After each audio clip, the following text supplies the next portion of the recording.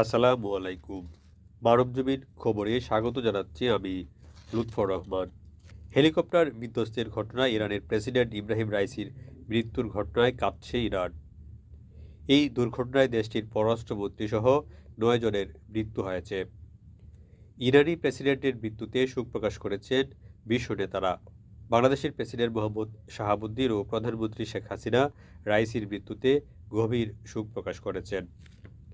President রাইসির মৃত্যুতে Iran ৫ দিনের জাতীয় শোক ঘোষণা করেছে। দেশটির সর্বোচ্চ নেতা আয়াতুল্লাহ আলী খামেনি এই ঘোষণা দেন। রোববার ইরানের পূর্ব আজারবাইজান প্রদেশের জোলফা এলাকার কাছে হেলিকপ্টারটি বিধ্বস্ত হয়। হেলিকপ্টারে ইরানের প্রেসিডেন্ট ইব্রাহিম রাইসি, পররাষ্ট্রমন্ত্রী হুসেইন আমির আবদুল্লাহিয়ান সহ দেশটির কয়েকজন জ্যেষ্ঠ কর্মকর্তা ছিলেন। ওদিকে হেলিকপ্টার দুর্ঘটনায় ইরানের প্রেসিডেন্ট ইব্রাহিম রাইসি নিহত হওয়ার পর অন্তর্বর্তী প্রেসিডেন্ট হিসেবে নিয়োগ দেওয়া হয়েছে ফার্স্ট ভাইস প্রেসিডেন্ট মোহাম্মদ মুখবেরকে। সর্বোচ্চ ধর্মীয় নেতা আয়াতুল্লাহ খামেনি তাকে এই নিয়োগ দিয়েছেন। এরপরে তিনি রাজধানী তেহরানে মন্ত্রিপরিষদের বৈঠকে অংশ নেন। সংবিধান অনুযায়ী প্রেসিডেন্টের দায়িত্ব দেওয়া হয় তাকে। এ বিষয়ে সর্বোচ্চ সিদ্ধান্ত নেন সুপ্রিম নেতা আয়াতুল্লাহ আলী খামেনি।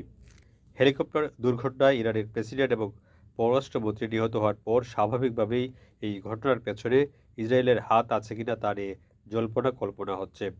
তার মধ্যেই ইসরায়েলের এক কর্মকর্তার নাম প্রকাশ না করার শর্তে বার্তা সংস্থা রয়টার্সকে বলেছেন ইসরায়েল ইব্রাহিম রাইসির মৃত্যুর সঙ্গে জড়িত নয়।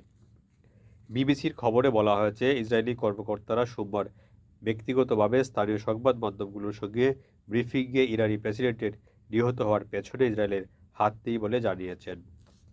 বাজারে কৃত্রিমভাবে পণ্যের দাম বাড়ানোর প্রবণতা দেখা যাচ্ছে জানিয়ে বাণিজ্য প্রতিমন্ত্রীকে কঠোরভাবে বাজার মনিটরিংয়ের নির্দেশ দিয়েছেন প্রধানমন্ত্রী শেখ হাসিনা।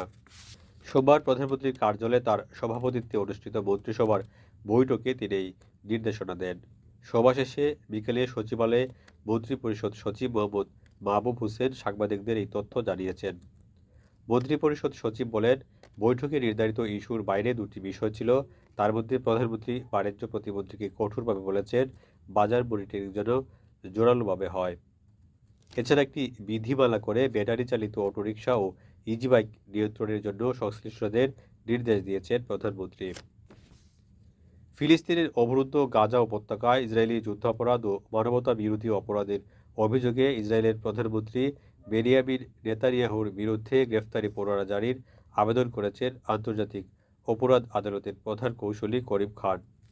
একই অভিযোগে ইসরায়েলের প্রতিরক্ষা মন্ত্রী ইউব গ্যালান্ট ও হামাসের ৩ নেতা ইয়াহিয়া সিনওয়ার, মোহাম্মদ দেইফ এবং ইসমাইল হানিয়াকে গ্রেফতারের আবেদন করেছেন তিনি।